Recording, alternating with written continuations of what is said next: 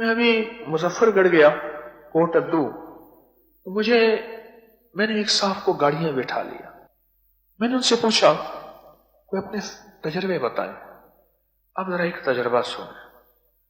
کہنے لگے میں ایک غریب آدمی، جب تسبیح خانے آیا تھا، میری 3 کنال غالباً اتنا بتایا کہ میری زمین تھی.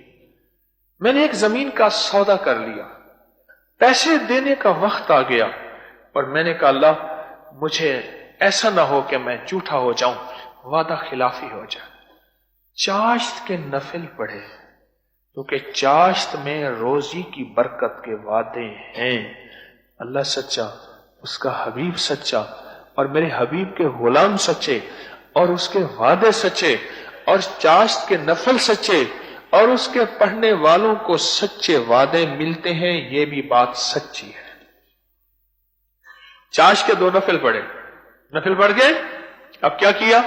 کہنے لگے رب جعلنی مقیم الصلاۃ کے بعد جب سلام پھیرنے کا وقت آیا، اس سے پہلے میں نے 152 دفعہ سورۃ علم نشرہ پڑھی. 152 152 دفعہ. 152 میں کیا پڑھی؟